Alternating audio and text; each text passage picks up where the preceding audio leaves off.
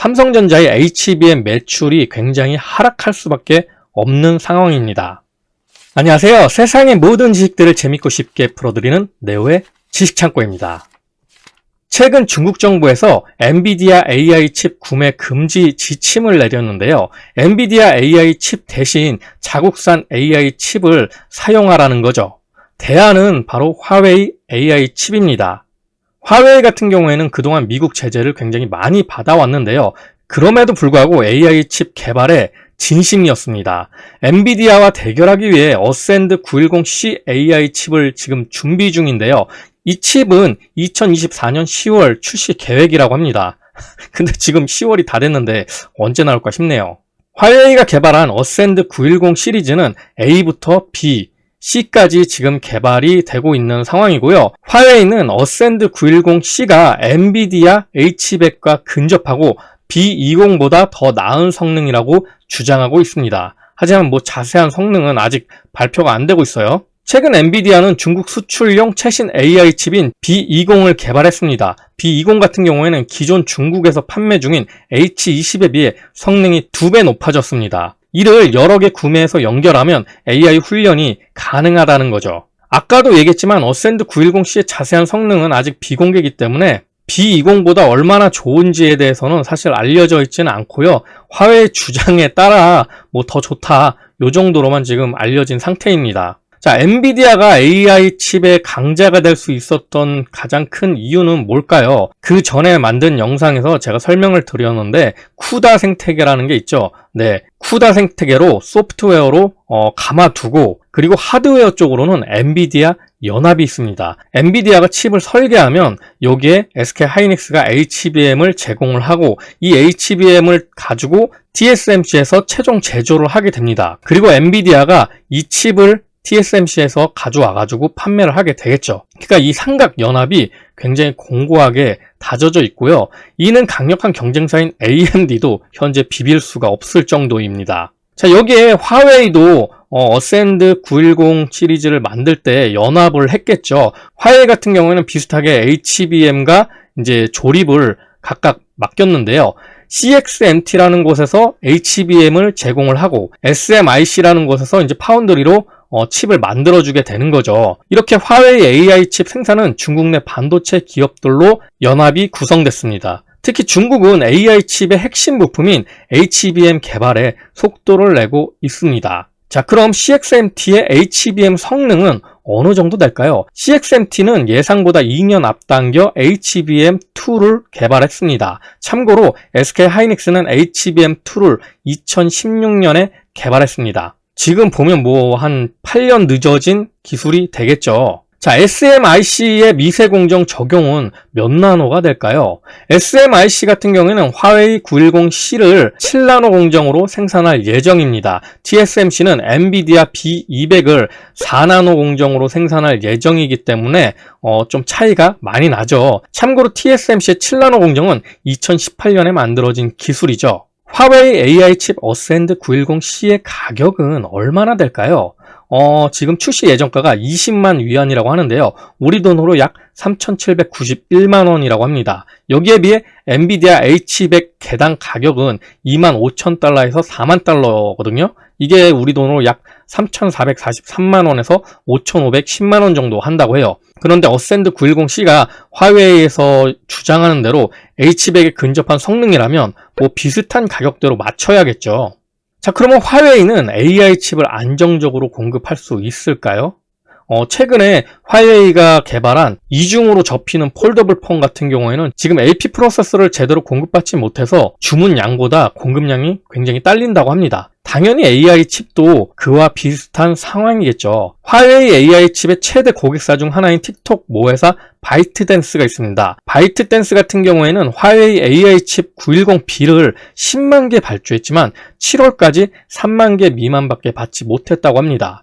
엔비디아의 GPU 모델과 비교했을 때 계산 능력이 떨어져 바이트댄스는 새 AI 모델 출시 일정을 잡지 못하는 것으로 분석됐는데요. 화웨이 AI 칩의 공급의 가장 큰 문제는 수율입니다. 동맹 기업들의 수율 문제가 계속 불거져 나오는 거죠.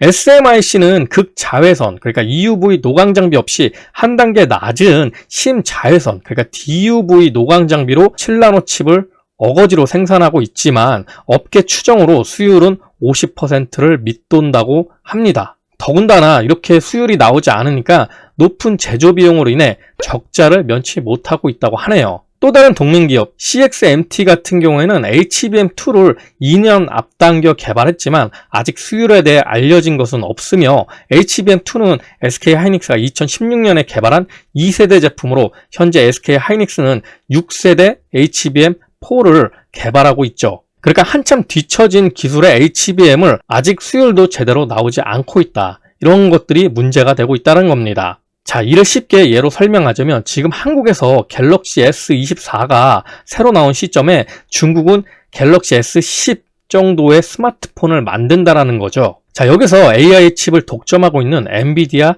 젠슨왕 회장 같은 경우에는 AI 산업에서 성공하려면 규모를 키우는 거라고 합니다. 그러니까 지금 엔비디아 칩이 없어서 못 파는 지경인 거죠.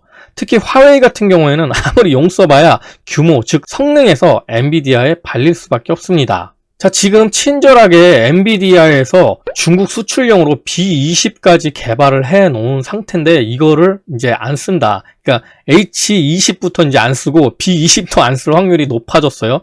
근데 이 중국 정부에서 그렇게 지침을 내린 이유는 바로 내수 경제를 키우려는 꼼수라고 저는 생각을 합니다. 그러니까 성능 낮춰서 겁나게 찍어내려고 하는 거죠. 하지만 지금 AI 산업에서 성능을 낮춰서 겁나 찍는다. 이게 과연 통할까요? 더군다나 엔비디아 같은 경우에는 중국에서 구매를 해주지 않는다고 해도 더 큰 빅테크들, 그러니까 미국의 빅테크 기업에 더 비싼 가격에 팔면 그만입니다. 화웨이 같은 경우에는 뭐 정부가 밀어주면 뭐 금방 따라올 수 있을 거라고 생각할 수도 있겠지만 이게 시간이 굉장히 많이 걸리는 기술입니다. AI 칩을 만든다라는 게. 특히 쿠다 생태계 같은 경우에는 굉장히 오랫동안 데이터가 쌓여왔기 때문에 프로그래머들이 쿠다 생태계를 쉽게 버릴 수가 없어요. 근데 그런 것도 없는 화웨이가 과연 엔비디아 AI 칩을 따라갈 수 있을까요? 중국은 중국제조 2025에 의하면 2025년에 중국 반도체 자금률을 70%까지 높인다는 게 목표였습니다. 하지만 현재 2024년인데 중국 반도체 자금률은 20%에도 못 미치고 있습니다. 자, 이렇게 중국 정부에서 엔비디아 AI 칩을 구매 금지를 시킨다면 무엇이 가장 문제가 될까요? 바로 삼성전자입니다. 엔비디아 퀄 테스트를 진행 중인 삼성전자는 중국 수출용 H22 판매가 금지될 경우 기존 연합의 SK하이닉스보다 뒤로 밀릴 가능성이 굉장히 커집니다. 삼성전자의 4세대 제품 HBM3는 엔비디아의 퀄 테스트를 통과해 H20에 탑재될 것으로 알려졌는데요. 5세대 제품인 HBM3E 같은 경우에는 B20에 탑재될 예정이라고 합니다. 하지만 이건 퀄 테스트조차도 아직 통과가 되지 못했죠. 특히 엔비디아 같은 경우에는 중국 매출이 이번 연도에 약 10% 정도 될 거라고 하는데 이게 완전 이제 없어지게 된다면 삼성전자의 HBM 매출이 굉장히 하락할 수밖에 없는 상황입니다. 자, 오늘의 결론. 화웨이가 아무리 노력해도 장비부터 수율까지 넘어야 할 산이 한두 가지가 아닙니다. 반도체 종주국이자 특허의 대부분을 가진 미국의 허용 없이는 반도체 산업에서 미국을 따라잡는 것은 불가능에 가깝습니다. 또한 반도체 이건 단기간에 따라잡을 수 있는 영역이 아니죠. 자, 오늘은 중국 정부의 엔비디아 AI 칩 구매 금지 지침에 대해 알아보았는데요. 이렇게 미국과 중국의 패권 전쟁으로 인해서 서로 인공지능 영역에서 선두를 지키려는 노력을 굉장히 하고 있다는 걸 우리는 볼 수 있었습니다. 과연 이 속에서 한국의 SK하이닉스와 삼성전자는 어떤 결과를 가져오게 될까요? 자, 오늘도 내용이 재밌고 유익하셨다면 구독과 좋아요 꼭 부탁드립니다. 이렇게 항상 네오의 지식창고를 애청해 주셔서 감사드리고요. 오늘 하루도 좋은 하루 되시길 기원하겠습니다.